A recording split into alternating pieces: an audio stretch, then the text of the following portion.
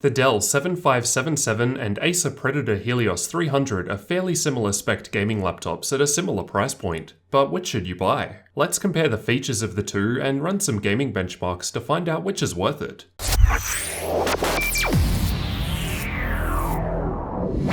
Let's start with the specs. Both laptops that I'm testing have the same Intel 7700 HQ quad-core CPU and 16GB of DDR4 memory. Both have 2 RAM slots and can be upgraded to support up to 32GB. Here's where things start to differ a bit. Although both laptops have an M.2 SSD for the primary drive, the Dell's is NVMe while the Helios is SATA based, so it's slower. Although both laptops have Nvidia 1060 graphics, the main difference that will affect gaming is that the Dell 7577 has the Max-Q version, which is clocked slower, so in theory it should run cooler and quieter, but not perform quite as well. Both laptops have an overall black and red theme, although the Acer laptop looks like a brushed metal, while the Dell's is more of a matte. As for the size, both laptops are very close together. There's no real noticeable difference here, while the Dell weighs slightly more than the Acer, but again it's not a real noticeable difference. As for the I/O, on the left both have a Kensington lock, Ethernet port, USB 3 Type-A port, and full-sized SD card reader.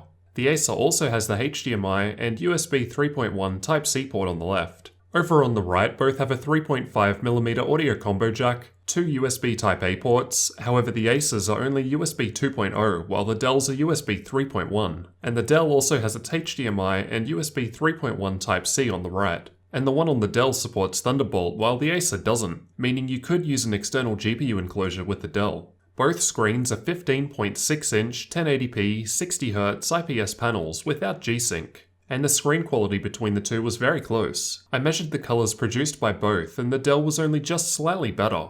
Compared to other laptops, these results aren't as great as other options, but for a gaming laptop I think these are perfectly acceptable, and I had no issues playing on either. In my models, the Dell had a little backlight bleed, while the Helios had none that I could notice. However, I didn't notice any under normal lighting conditions from either, although this will of course vary between each laptop. As for screen flex, both were pretty similar, there wasn't a clear winner. Keyboard flex was also pretty similar, without any major difference, no problems under normal typing conditions in any case. Overall, I'd say the build quality of the Dell was a bit better, it just felt more sturdy.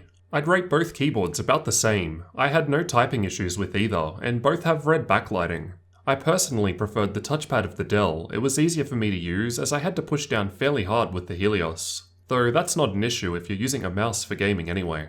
As for the batteries, both are 4-cell, however the Dell's is slightly larger at 56 watt-hours, while the Acer is just 48. Just watching YouTube videos with the screen on half brightness and keyboard lighting disabled, the Dell lasted for about an hour longer.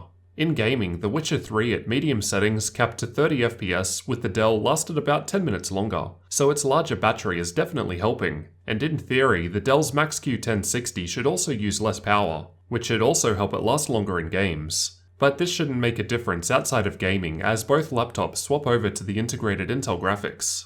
As for the temperatures, I've tested full load by running the Heaven benchmark and AIDA64 stress test at the same time. The 1060 in the Dell is running slightly cooler under full load as expected, it is the Max-Q version after all. However, the CPU is a little warmer, although no thermal throttling was observed in either laptop, and they're about the same at idle. As for overall system noise, at idle both were around the same, very quiet and I could hardly hear them. With a 100% CPU and GPU load, the Dell peaked at 49 decibels, while the Acer went up to 54 decibels, quite a bit louder, so the Dell wins in this regard, but I'll let you hear them for yourself.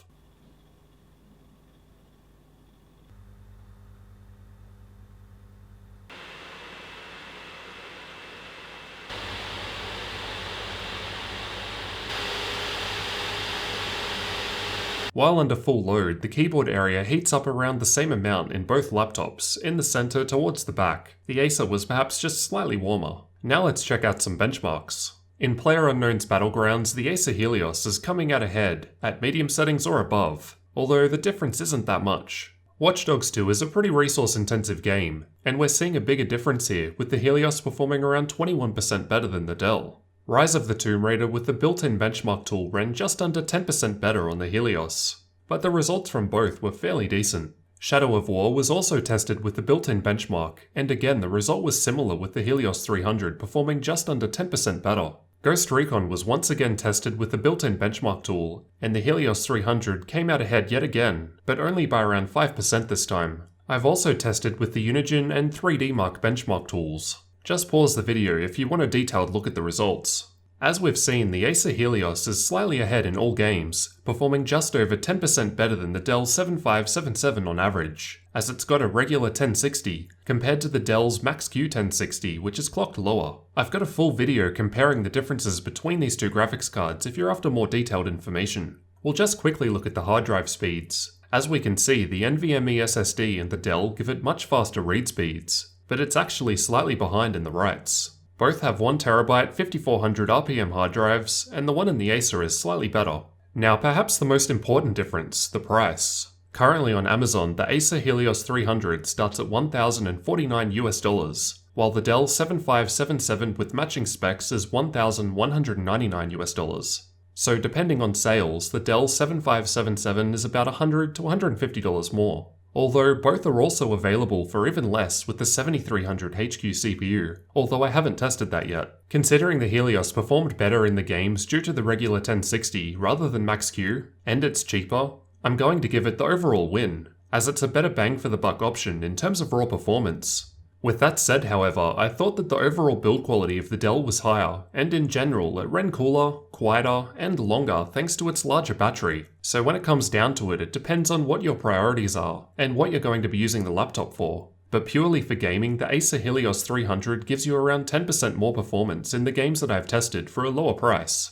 So which of these two gaming laptops would you guys pick? The Dell 7577 or Acer Predator Helios 300?